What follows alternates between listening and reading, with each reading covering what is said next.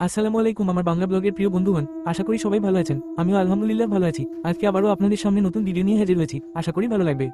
অনেকদিন আগের কথা, আমি মনে হয় তখন ক্লাস 5-এ ছিলাম যখন সেই ঘটনাটি ঘটেছিল।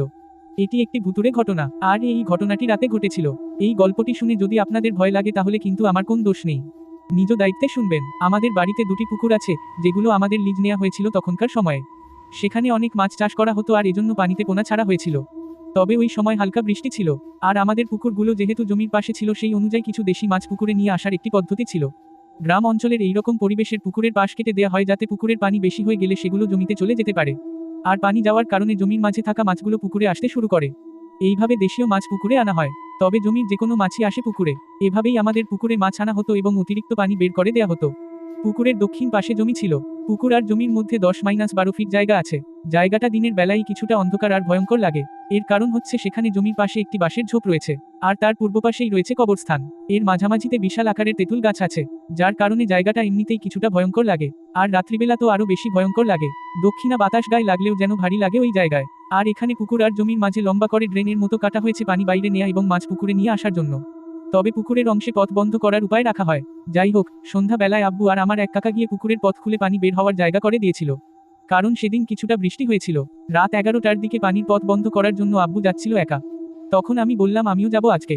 আর যেহেতু আব্বু মাঝে মধ্যে সেখান থেকে কিছু মাছ নিয়ে আসতো সন্ধ্যায়, সেই হিসেবে আমি ভাবলাম আমিও দেখব কিভাবে মাছগুলো ধরে। যাই হোক, আমি গেলাম আব্বুর সাথে। প্রথমে পুকুরের সিঁড়িতে দেখলাম কিছু কুচো চিংড়ি পাশে বসে আছে।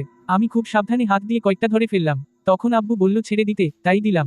সেখানে যাওয়ার পরে আমি লাইট ধরে দাঁড়িয়ে আছি। তখন দেখলাম একটা মাছ জমি থেকে পুকুরের দিকে ঢুকছে।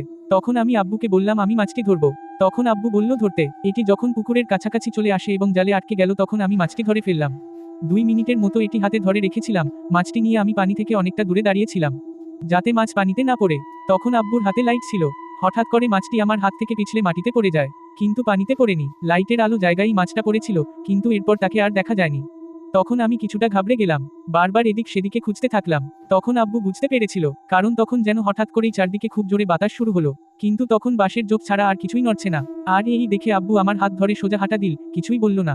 আমি আব্বুকে অনেকবার জিজ্ঞেস করলাম কেন চলে যাচ্ছি, মাছটা তো পাইনি। আব্বু কিছুই বলেনি, শুধু বাড়ির সামনে এসে বলল মাছ পানিতে চলে গেছে।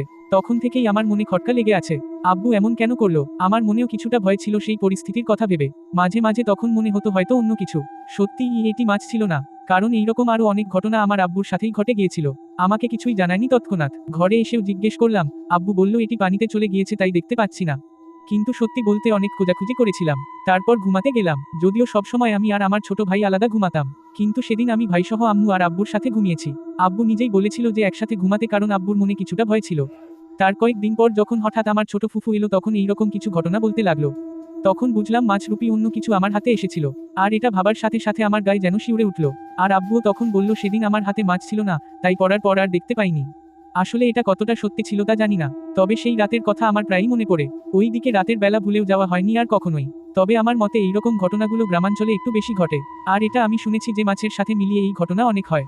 এই ঘটনাটি সম্পূর্ণ বাস্তব আর আমার সাথে ঘটে যাওয়া কাহিনী। এমন কিছু ঘটনা আমার আব্বুর সাথেও ঘটেছিল, তা আব্বুর কাছেই শোনা। আগামীতে আরও একটি পর্বে শেয়ার করব, যদিও বাস্তবিক গল্প। পড়ে জানাবেন কেমন লেগেছে। আর আপনাদের সাথেও যদি এরকম কিছু ঘটে থাকে তা জানার অপেক্ষায় থাকলাম। ধন্যবাদ।